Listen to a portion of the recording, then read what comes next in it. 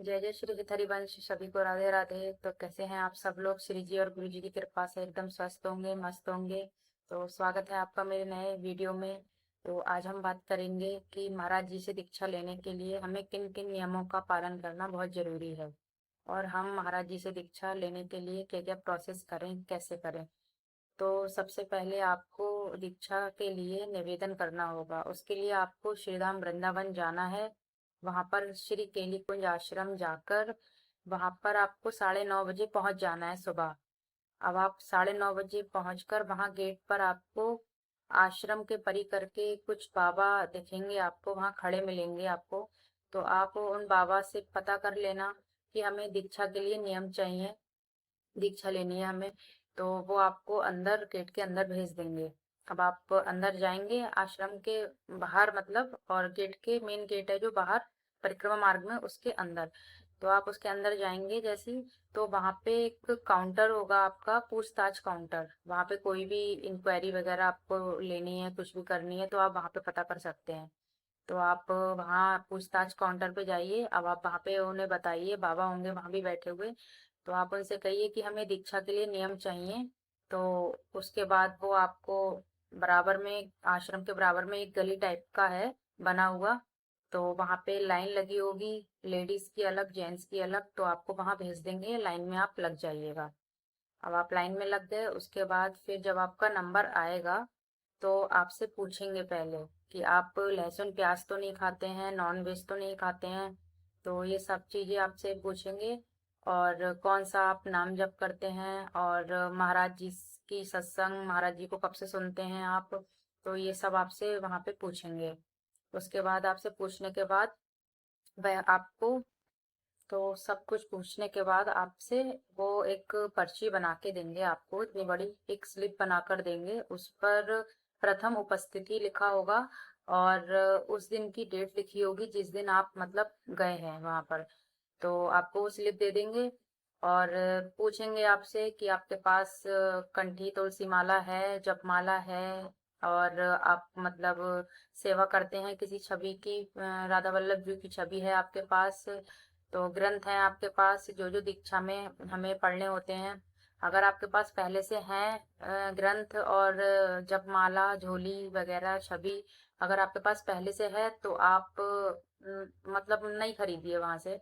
और अगर आपके पास नहीं है कुछ भी, या कुछ कुछ चीजें हैं कुछ नहीं है, तो आपको जो भी सामान जो भी चाहिए दीक्षा का, तो केली कुंज के सामने ही काफी दुकानें हैं वहां लगी हुई, और वहां पर आपको प्योर तुलसी की माला मिलेगी, एकदम प्योर।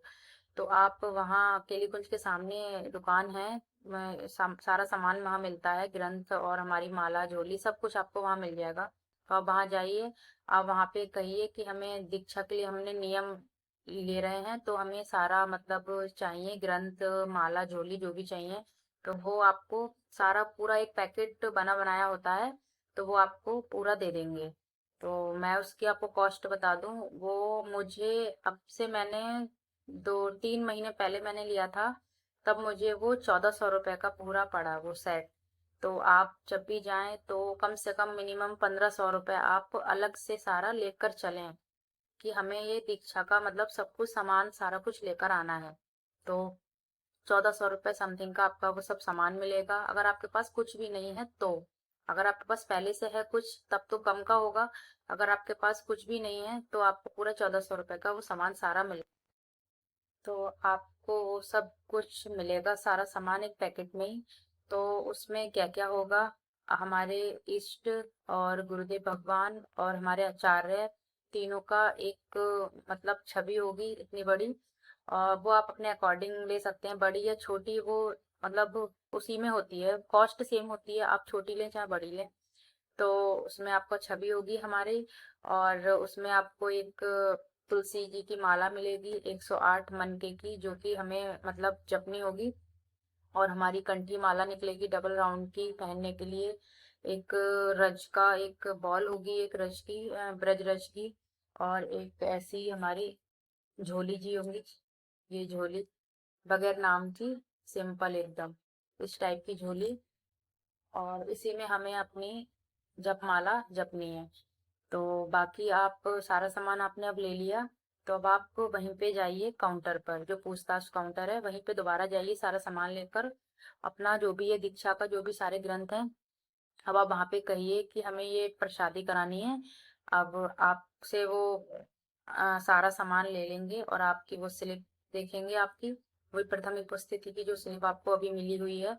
तो उसके बाद फिर सारा आपका जो भी है ग्रंथ वगैरह लेकर आपका आपका टोकन लगाकर आपका जो है सारे और भी लोग होते हैं सबका इकट्ठा किया उन्होंने टोकरी में, और वो अपना अंदर आश्रम के ले जाते हैं और वहां से प्रसादी करके 10 से 15 मिनट में ले आते हैं बाहर। फिर टोकन के अकॉर्डिंग सबको मतलब दे देते हैं, जिसका जितने नंबर का टोकन होता है। तो और प्रसादी के बाद आपको जो आपके ग्रंथ वगैरह जो हैं झोली माला सब कुछ आपको दे देंगे, और आपको नियम बताएंगे, जो भी नियम होंगे मैं आपको बताती हूँ आगे। तो सारे नियम बताएंगे आपको, उसके बाद आपको 2 महीने के बाद आपको वो बुलाएंगे और कहेंगे कि 2 महीने बाद आप आना और ये पर्ची साथ में लेकर आना। वो पर्ची आपको साथ जरूर लेकर आनी है। और फिर हमें आगे जो ग्रंथ पढ़ने हैं उसमें से हमारा सबसे पहले ग्रंथ आता है श्री चतुरासी जी, जिसको हम 84 जी भी बोलते हैं। उसके बाद आता है हमारा राधा सुधा निधि जी, और अष्टयाम सेवा, सेवक वाणी जी आती है, और रसोपासना आता है। सबसे पहले हम बात करेंगे श्री हित 84 जी की। इसमें आपका 84 पूरे पद दे रखे हैं। इसमें 12 पद रोज पढ़ने हैं। हमें स्टार्टिंग यहाँ से करनी है।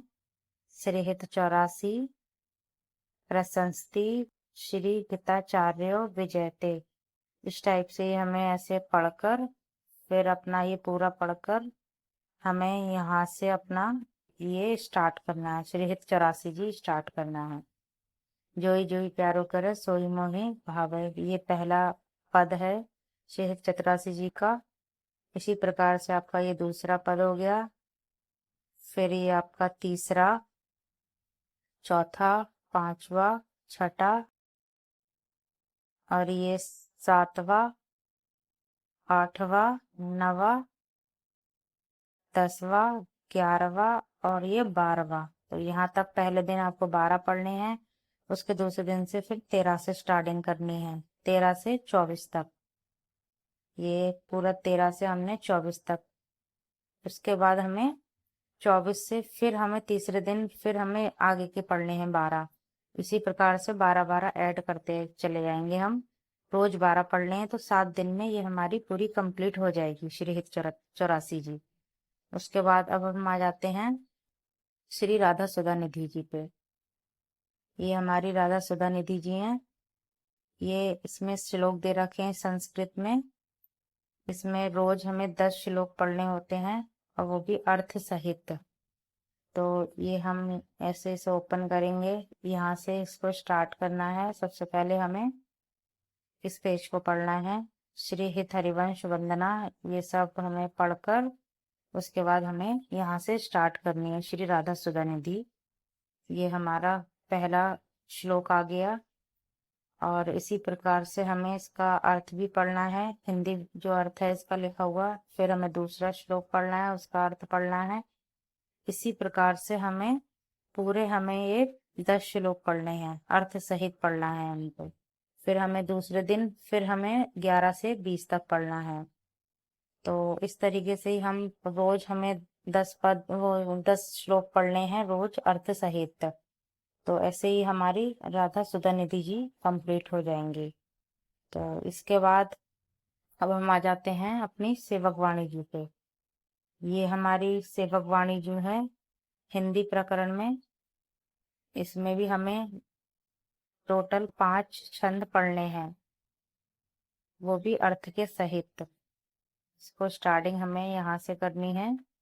उसमें सारा लिस्ट दे रखी है, सारे प्रकरण दे रखे हैं इसमें, श्री हित जस विलास, इस टाइप से सारे पाठ दे रखे हैं इसमें प्रकरण के साथ। तो हमें स्टार्ट यहाँ से करनी है। श्री सेवक वाणी श्री हित जस विलास प्रथम प्रकरण, ये हमें पूरे ये 2-3 पेज दे रखे हैं, ये हमें पूरे पढ़ने हैं। हम ये 2-3 पेज ये पूरे पढ़ेंगे तभी हमें आगे का समझ आएगा। तो ये हमें पढ़ना जरूरी है। इसके बाद हमने ये पढ़ लिया। फिर हमें स्टार्टिंग हमें यहाँ से करनी है। ये पहला हमारा छंद आ गया, ये छंद आ गया। फिर इसकी ये व्याख्या पढ़नी है हमें, हिंदी व्याख्या। फिर हमें दूसरा छंद पढ़ना है, फिर इसकी व्याख्या पढ़नी है। इसी प्रकार से हमें पूरे 5 छंद पढ़ने हैं और वो उनकी सबकी व्याख्या पढ़नी है हमें, व्याख्या सहित।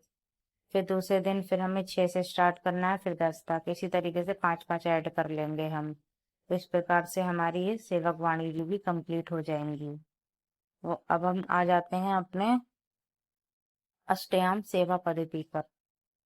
इसमें हमारे ठाकुर जी की, हमारी राधा रानी की अष्टयाम सेवा पद्धति पूरी दी रखी है। इसमें 8 टाइम की आरती, 8 टाइम का भोग प्रभु का, 8 टाइम की क्या क्या सेवा है सारी दे रखी हैं। और वैसे तो अगर आप 8 सेवा कर सकते हैं तो कर लीजिए, बहुत अच्छा है। और अगर नहीं कर पा रहे हैं तो उसमें मिनिमम हमें कम से कम 2 सेवा तो करनी है। कोई भी आप 2 सेवा ले लीजिए और आप वो कर लीजिए 2 सेवा, क्योंकि 2 सेवा से कम तो नहीं हो सकता। तो हमें 2 सेवा इसमें करनी ही करनी है। इसमें भी आपको सारा कुछ दे रखा है, सारी प्रातःकालीन वंदना, इसमें सारा भोग, भोग के लिए, शयन के लिए, श्रृंगार के लिए सारी आरतियां दे रखी हैं, सारे पद दे रखे हैं। और इसमें समस्त अष्ट सखियों जी के नाम दे रखे हैं, श्री अन्नाष्टक दे रखा है। इस प्रकार से ये आपका सब दे रखा है इसमें। और उसके बाद हम आ जाते हैं रसोपासना में। ये हमारी नित्य रसोपासना है। इसको हमें रोज पढ़ना होता है, वो भी पूरा पूरा हमें इसे कंप्लीट करना है। चाहे तो हम एक साथ भी कर सकते हैं और उस चाहे तो हम उसको रुक रुक कर भी कर सकते हैं, लेकिन हमें पूरे दिन में कंप्लीट करनी है। इसमें हमें स्टार्टिंग में वंदना मिल जाएंगी, हमारे आचार्य वंदना, इष्ट वंदना, गुरु वंदना, ये सारे पाठ दे रखे हैं इसमें। इसमें आपको श्री धाम वृंदावन की नामावली मिल जाएगी, ये यमुना अष्टक, ये सारे इसमें पाठ दे रखे हैं। तो इस प्रकार से आप ये कर सकते हैं।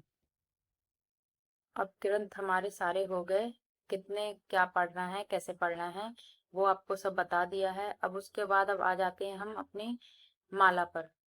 हमें अपनी जप माला जो हमें मिली है, उस माला से हमें 11 माला रोज जपनी है। राधा वल्लभ श्री हरिवंश, राधा वल्लभ श्री हरिवंश की हमें 11 माला जपनी है डेली। चाहे तो आप एक साथ भी कर सकते हैं आसन पर बैठकर, चाहे तो आप पूरे दिन में जब आपको टाइम मिले तो रुक रुक कर भी कर सकते हैं, जैसा आपको टाइम मिले। उसके बाद हमें अपना माथे पर रज की बिंदी लगानी है। रज की बिंदी लगानी है, कंठ पे लगानी है। और हम पूरा तिलक नहीं लगा सकते आकार वाला, क्योंकि अभी उसकी आज्ञा नहीं है। क्योंकि दीक्षा से पहले हम आकार का पूरा तिलक, हम दीक्षा वाला तिलक नहीं लगा सकते हैं। वो गुरुदेव की आज्ञा है कि दीक्षा से पहले हम पूर्ण तिलक नहीं लगा सकते हैं। तो हमें सिर्फ ब्रजरज की बिंदी ही लगानी है। हमारे पास एक सवाल आया कि एकादशी और भोग में तुलसी दल डालें या ना डालें। तो हम आपको बता दें कि राधा वल्लभ संप्रदाय में एकादशी व्रत नहीं किया जाता है और श्री जी के भोग में तुलसी दल को भी नहीं रखा जाता है, क्योंकि तुलसी महारानी हमारी राधा रानी की सखी हैं, इसीलिए उनको भोग में नहीं डाला जाता है। अब हम बात करेंगे कुछ स्थानों की जो कि राधा वल्लभ संप्रदाय से जुड़े हुए हैं। उनमें से सबसे पहले आपका आता है सेवा कुंज, मान सरोवर, बंसी भट्ट, रास मंडल, बादग्राम, राधा वल्लभ मंदिर। और साथ ही साथ राधा वल्लभ मंदिर के पास में एक लाल दीवार का मंदिर है। तो मुगलों के आक्रमणों से पहले राधा वल्लभ लालजू उस बराबर वाले जो लाल दीवार वाला मंदिर है, उस मंदिर में विराजमान थे मुगलों के आक्रमण से पहले।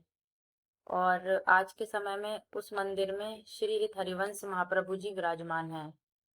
तो बाकी आपको सब कुछ बता ही दिया है दीक्षा के बारे में। कैसे प्रोसेस है, कैसे आपको जाना है, क्या क्या वहाँ पे बोलना है, कैसे नियम है, क्या क्या नियम है। बाकी आपको कुछ समझ में नहीं आया हो तो आप कमेंट बॉक्स में कमेंट करके पूछ सकते हैं। बाकी श्री जी की प्रेरणा से, गुरु जी की प्रेरणा से जितना सामर्थ्य मेरा होगा, मैं आपको बताने की पूरी कोशिश करूंगी।